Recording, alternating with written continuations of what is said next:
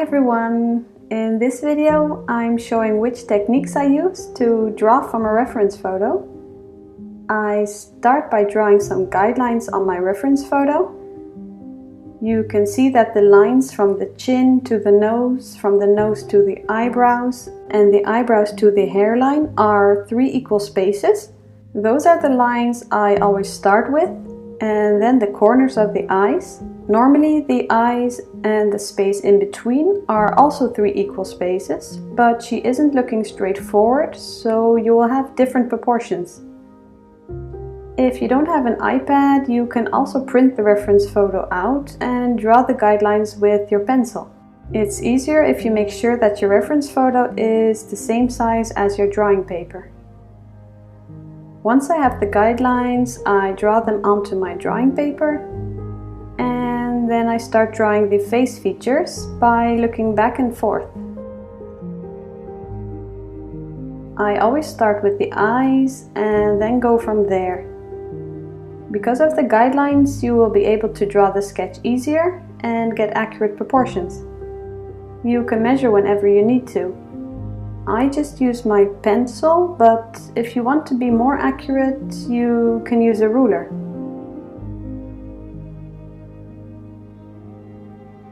You also want to make sure that your guidelines are light enough to erase later on. I'm using an HB, but to be safe you can use a 2H or even a 4H pencil. Take your time while sketching and try not to be too hard on yourself.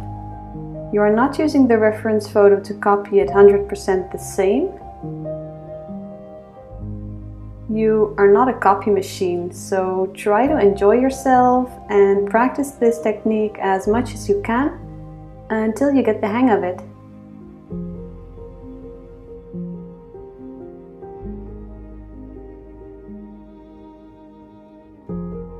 Once you are happy with your sketch, you can erase the guidelines and start with shading. If you want to see the narrated real-time version of this video, where you see the process step by step, you can join me on Patreon. There is a link under this video, or you can go to patreon.com/emmykalia. For this portrait, I'm going to use graphite pencils and black pencils for the darkest values. You can find the full material list under the video as well. Now when I start shading, I also start with the eyes, and I build up the layers gradually, starting with the 4B, then the 6B, then the 8B, and to add the darkest values like the darker shadows and the iris and pupil, for that I use the black pencils.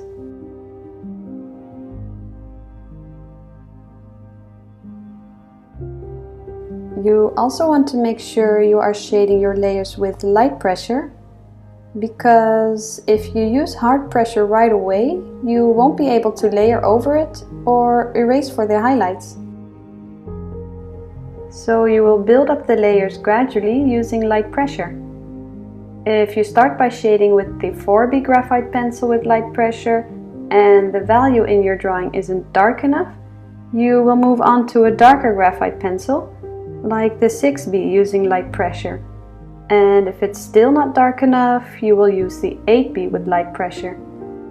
If that value isn't dark enough, I use the black pencil, also with light pressure.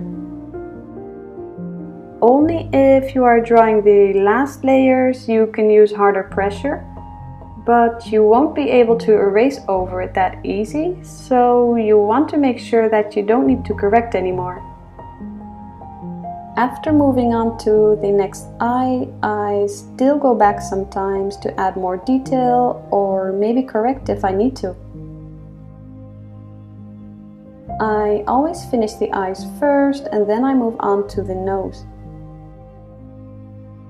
Even when I almost finish the whole portrait, I still look back and see if the shading on the eyes or maybe nose have the right value, or if the proportions are still correct. So I don't finish them completely and move on. Even though they look complete, you might still need some correcting to do or adding some more value. The eyes look dark now, but once you have shaded the rest of the face, you will see that you might need to add some more shadow. When you are drawing from a reference photo, you also want to pay attention to the highlights and shadows. So try to tell from which side the light is coming from. For this portrait, the light is coming from the left. Now you know that the face will be lighter on this side and darker and more shadows on the other side. The highlights and shadows is what will make your drawing look round and 3D.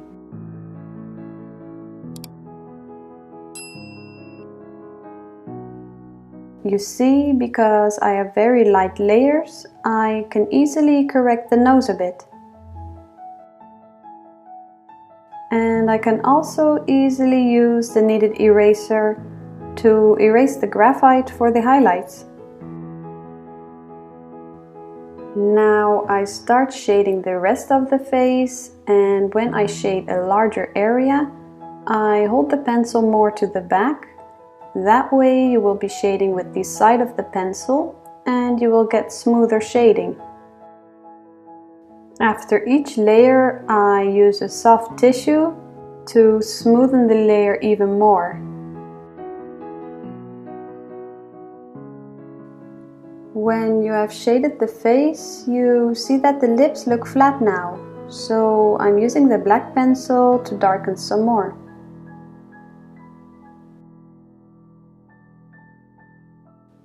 If you are a beginner and you want to start drawing your first portrait, I would advise you to draw the face features first. Practice with drawing a single eye, and then 2 eyes. Then practice with drawing noses from different angles, and the mouth. If you want to practice your shading, you could draw a sphere. See how you can start with a circle and make it look round with shading and creating highlights and shadows. How can you get a smooth transition from the midtone to the shadow? Practice with that first. I have a tutorial about drawing and shading a sphere. I will link it under the video too if you are interested.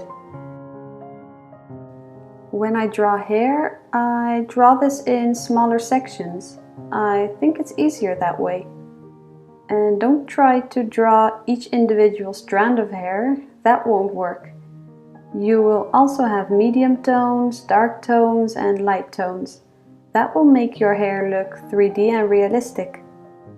I start with the medium tones, then I shade this using the blending stump. Then I use the pencil eraser to erase highlights and create some loose flyaway hairs. And look at your reference photo to make sure you are following the direction of the hair and to see where the shadows and the highlights are.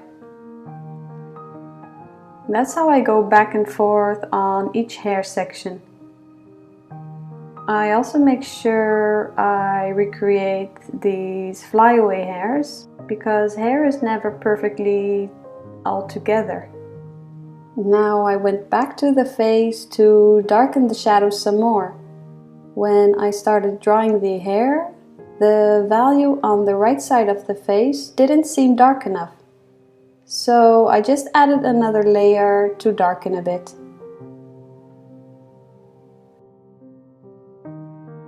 And then I draw the rest of the hair and the portrait is finished.